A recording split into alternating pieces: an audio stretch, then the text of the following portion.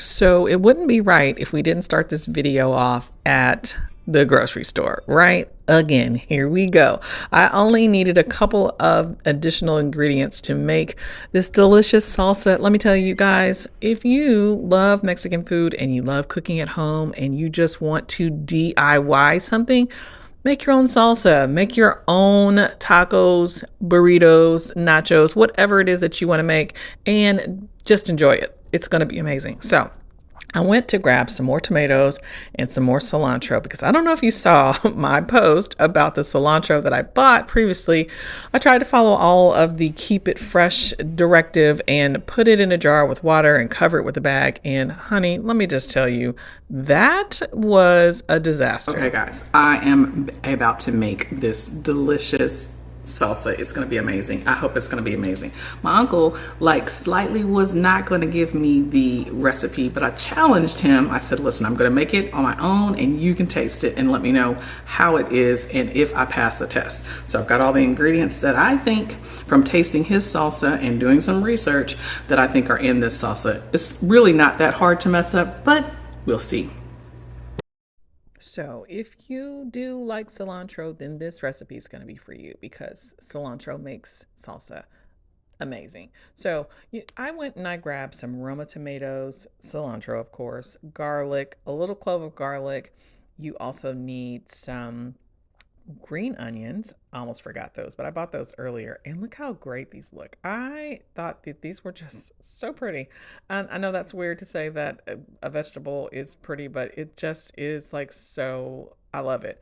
And eventually I would love to have these growing in the garden too, and also need another pair of hands to help when I'm recording. But anywho, yeah, look how good these look. So you only need two of these, and then also you need a red onion. So lots of goodness, lots of good flavor going into this salsa. So I grabbed my red onion and my green onions, and you also need one really good ingredient when you're cooking, and that's a little jazz. I don't know about you, but I love to listen to jazz music or some type of just soothing chill hop while I'm cooking in the kitchen. It just makes me really relaxed. So let's get back to this recipe. We've got green onions, Roma tomatoes, a can of tomatoes, and I got the garlic flavored, the roasted garlic tomatoes, and that just really added some extra flavor. So I was searching through these stems of green onions to find, one nice size one and then one that wasn't so oversized because some of these were really big. So I found two really good ones and set the rest aside and started to cut those into thirds. Now, of course, as you know, the best practice is to always wash your veggies. Anytime you have fruit or vegetables, just make sure you give it a good wash because there's pesticides, there's bugs, there's dirt. These things grow outside, right? So make sure you're cleaning your veggies and making sure you start off fresh when you do that. So then we're going to just chop them up. One of the recipes that I saw when I was doing some research was to chop these into 3 parts. Now it's all going in the blender. So keep in mind, once you chop things, you don't have to give them a super good, no one's going to be editing and correcting your cuts. It's all going to go in the blender. So I decided to think about that because I kind of wanted to chop them up just a little bit. So I just started cutting up the red onion and got a good 2 big pieces of those and just did a rough chop of those and got that ready to go. Also, seasoning. Let me just tell you that the seasoning that you're going to need, and as you start to watch and get to know me when I'm cooking, I just cook for fun. So use your own judgment and put things in there and use your taste and figure out what makes you happy and what you like. So I'm adding a jalapeno, and of course, after the fact, I didn't think about seeding. I was just in happy chopping land and put them in there, but it actually wasn't too bad, and we needed that little extra kick. So add your cilantro, garlic, clove, seasoning. Let's get back to that. I was talking about seasoning. So season to your taste and to your liking. And I think sometimes it's good to have measurements, but it's also good to learn, like I am, what tastes good together and what you really do like. So I'm cutting up the Roma tomatoes and I'm just going to give them a rough chop too and throw them in the bowl. And the seasoning that you're going to use here is salt and pepper, of course, and cumin, and you're also going to use some chili powder.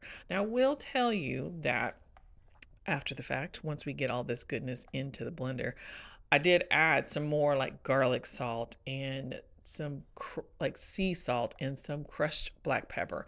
Lots of different flavors just to get it to the taste that I liked. And it just takes time. But you know what the best part of all this is? Is when you get all the goodness in there, you get to be the taste tester. You get to taste the props. Like once you set everything up, you get to do all the tasting. So you got to be careful, especially if you're making something sweet. But this time we're going to use the blender to make this salsa, and it's going to be amazing. So okay, I got everything chopped up and ready to go. So I just started bringing it over to the side where my blender is. And I'm excited because this is going to be so good.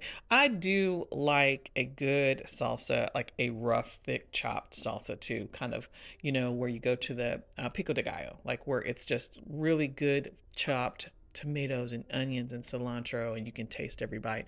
This is going to be more of a salsa that's going to be more liquid based. And if you like that, it's really good for dipping.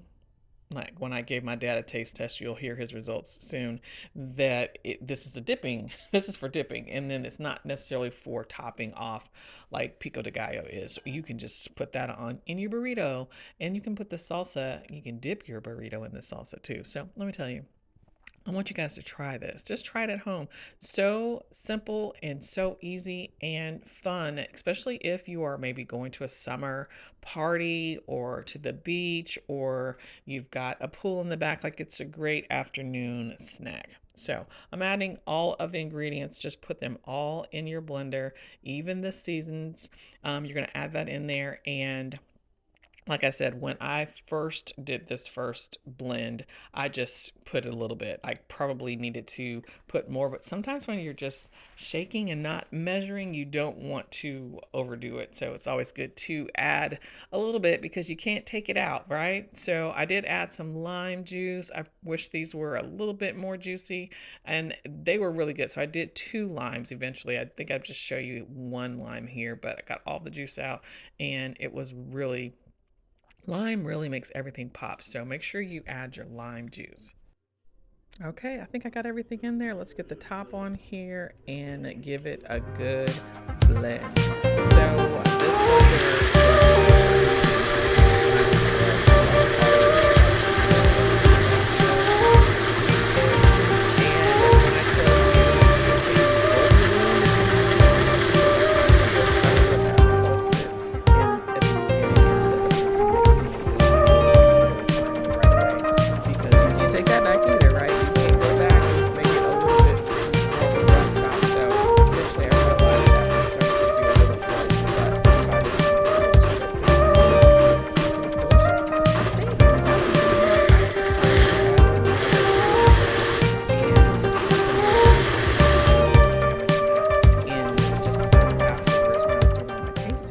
it was what I needed. Now we gotta taste it. Go. Can you see?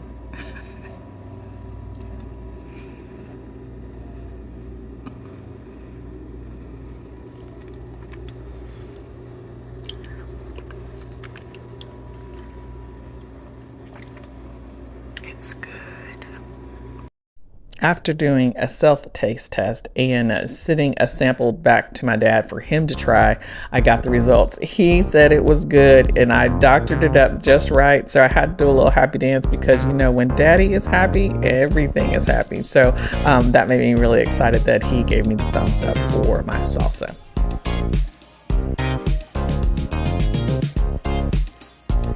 Thank you so much for tuning in to another DIY episode of Keeping It Simple with me, your host, Bridget Rooks. I hope you try this and really enjoy the pleasure you can get from making something on your own. Go be great.